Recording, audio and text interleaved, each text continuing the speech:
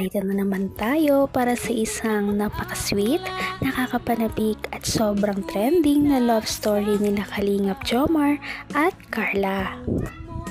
Ay aking makilala.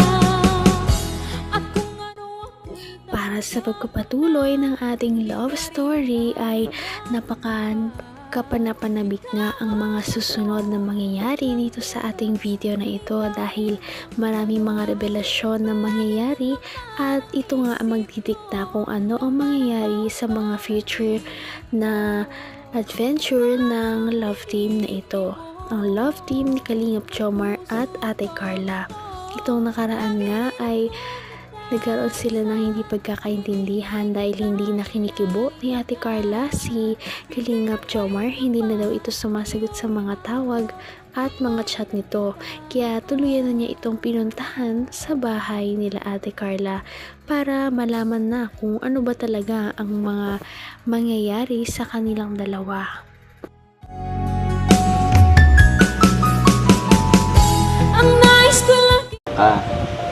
Tapos nabanggit niya na parang naisipan mong lumipat ng kurso. Yun, nabanggit yung mama mo. Totoo ba yun? Alam mo, Carla, ano ko din naman sa'yo, kung saan ka masaya, kung saan ka sa tingin mo mag-excel, yun yung sundon mo. Yun yung piliin mo. Alam ko, siguro may pressure ka, pero wag mong pakinggan sila. Mas maganda kung mas papakinggan mo yung puso mo, yung sarili mo. Kasi ikaw naman mag-aaral eh. Ikaw mag-aaral ng 4 na taon. Kaya ikaw, nasa sa'yo ang desisyon.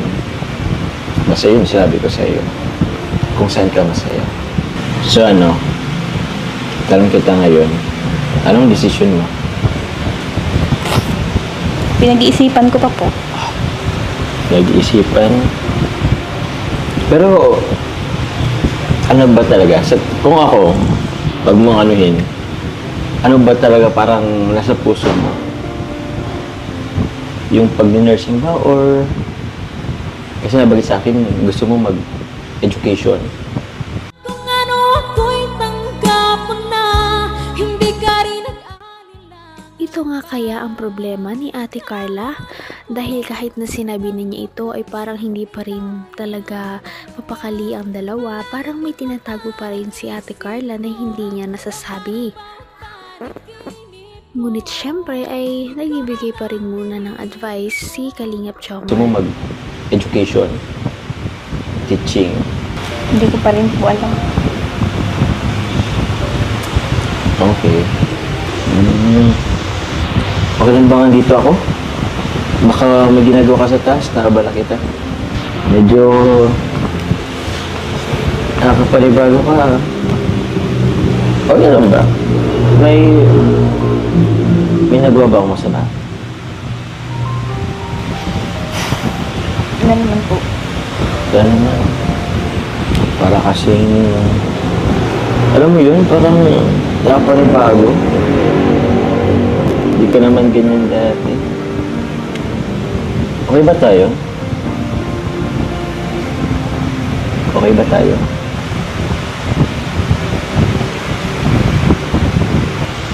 Alam mo, may gusto ko sanang sabihin sa'yo eh.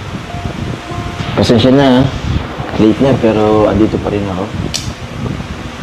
Yun nga, kasi meron kasi kung gusto kong sabihin sa'yo. Tawag niyan, actually nahiya kasi ako eh. Gusto ko rin kasi malaman yung status natin dalawa. Gusto rin malaman kasi madami rin kasi nagsasabi. Eh, gusto ko rin naman itry. Bahala na, ewan. Naman ang bawat panaginip ko, ikaw lang ang lahat nga ipinakaba ni Kalingap Jomar kung ano ba ang mga next niyang sasabihin. Kaya parang hindi na nga makahinga si Ate Carla sa paghihintay kung ano ba ang gustong sabihin ni Kalingap Jomar sa kanya. Ngunit may ideya na nga tayong lahat kung ano kaya ang kanyang sasabihin.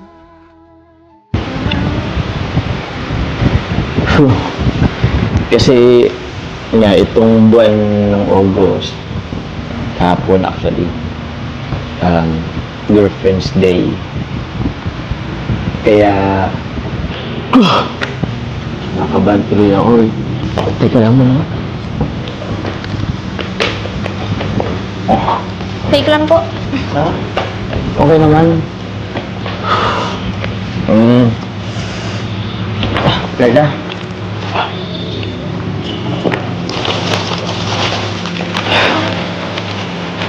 Will you be my girlfriend? Ano po yun? Tatanong ako, will you be my girlfriend? Tumayo ka nga po dyan. O bakit? Seryoso ako. Tinatanong kita, will you be my girlfriend?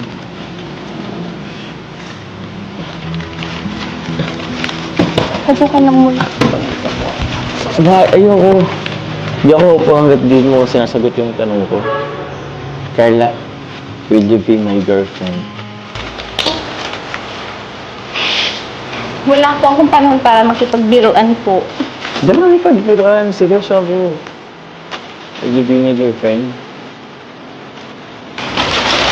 Tayo ko lang po. Hanggang wakas ay tayo ng dalawa. Palagi kang Medyo naguguluhan nga si Ate Carla dahil kakasabi lamang niya na may problema siya. Ngunit bigla man lang magsasabi si Kalingap Jomar na kung gusto niya daw ba na maging girlfriend siya nito. Kaya parang nalilito nga ang lahat dahil parang may problema na si Ate Carla, ay parang binigyan niya pa ito ng parang another na iisipin, kaya hindi alam ni Ate Carla ang uunahin.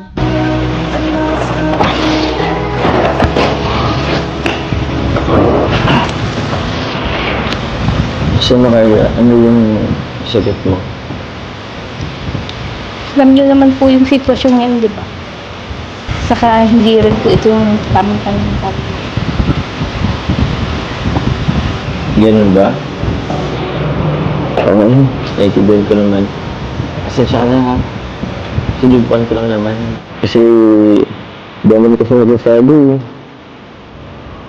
Tinuloy ko lang. Pasensya na. Sorry. Pasensya na rin po.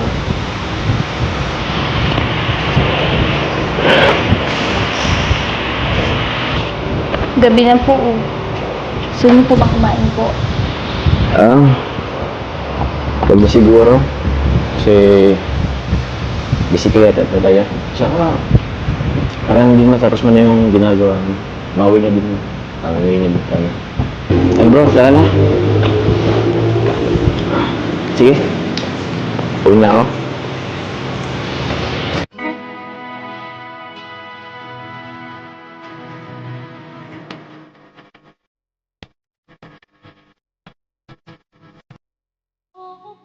Nakakagulat man, pero maintindihan din naman natin si Ate Carla kung bakit ganun ang kanyang nasabi. Dahil syempre hindi nga talaga yon ang tamang panahon dahil namumblema nga siya sa kanyang mga personal na problema. Kaya hindi pa yon ang tamang panahon kung pwede siyang tanongin na maging girlfriend ni Kalingap Jomar. Kaya medyo bad timing talaga ang pagtatanong nito. Kaya dito natin malalaman kung ano na nga ba talaga ang next na mangyayari. Dito naman magtatapos ang kanilang love team. Malalaman natin ang mga yan sa ating pagpapatuloy sa susunod na video. Kaya naman sana ay magkatuluyan din ang dalawang ito, si Ate Carla at Kalingap Jomar. Sana din ay patuloy natin silang subaybayan at suportahan para magpatuloy pa ang kanilang love team. Paniguradong hindi lamang ito ang ating aabangan dahil marami pang mga susunod na kilig moments na mangyayari sa kanilang dalawa. Yun lamang at maraming salamat sa panonood. Bye!